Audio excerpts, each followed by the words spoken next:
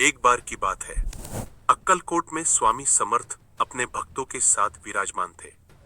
उसी समय एक प्रसिद्ध साधु वहां आया।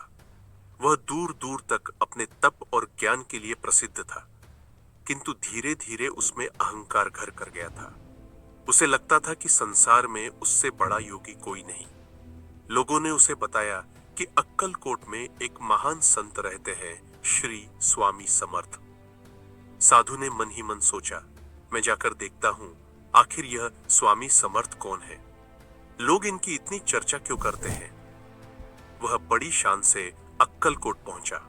रास्ते में ही लोगों ने कहा, सावधान रहना, स्वामी सब जान लेते हैं, किसी के मन का भाव उनसे छिप नहीं सकता। पर साधु हंस पड़ा, देखते हैं कौन मेरे मन को पढ़ सकता है।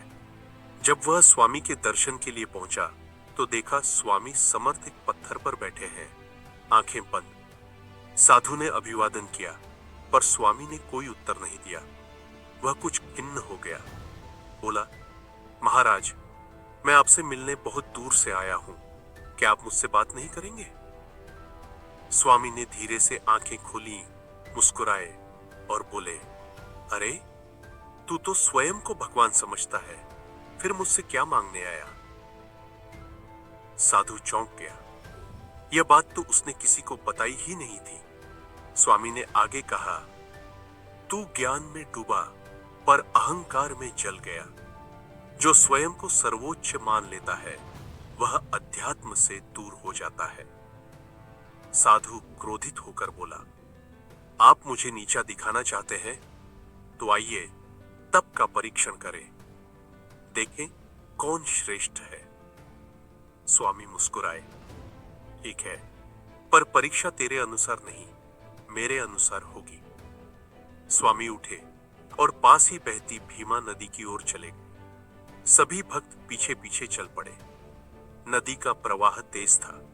स्वामी ने पानी की ओर इशारा किया और बोले, चल, जो सच्चे योगी हैं वे इस नदी को पार करें बिना भीगे। साधु ने मंत्र जप शुरू किया। कुछ समय तक ध्यान लगाया और पानी पर पैर रखा, पर तुरंत डूब गया। भक्तों ने उसे खींचकर बाहर निकाला। स्वामी समर्थ तब भी शांत खड़े थे। फिर उन्होंने बिना कुछ कहे नदी की दिशा में कदम बढ़ाया और सभी के आश्चर्य से उनके चरण जल को छूते ही वह शांत हो गया। लहरें स्थिर हो गईं, जैसे स्वयं प्रकृति झुक गई हो। स्वामी बिना भीगे पार चले गए। साधु स्तब्ध रह गया। उसकी आंखों से आंसू बह निकले। वह स्वामी के चरणों में गिर पड़ा। मुझे क्षमा करें स्वामी, मेरे ज्ञान का घमंड टूट गया।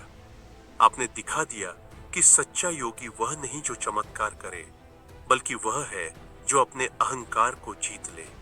स्वामी ने उसके सिर पर हाथ रखा और कहा, स्मरण रख, जो मैं कहता है वह ईश्वर से दूर हो जाता है, जो तू कहता है वही ईश्वर के निकट आता है। साधु ने अपना दंड और कमंडल रख दिया और वहीं अक्कलकोट में रहने लगा। वह दिन रात सेवा में जुट गया। स्वामी समर्थ ने मुस्कुराते हुए कहा, अब तू साधु नहीं साधक बन गया है। कहते हैं उस दिन के बाद उस साधु का जीवन पूरी तरह बदल गया।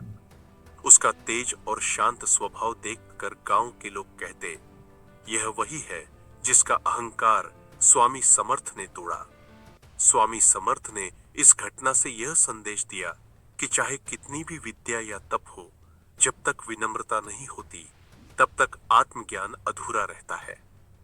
स्वामी समर्थ की हर लीला में एक गहरा अर्थ छिपा है। वे केवल चमत्कार नहीं दिखाते थे, बल्कि हर घटना से मानव को उसकी सीमाएं दिखाते थे। इस कथा से यही सीख मिलता है, जिसने स्वयं को जीत लिया वही सच्चा विजेता है।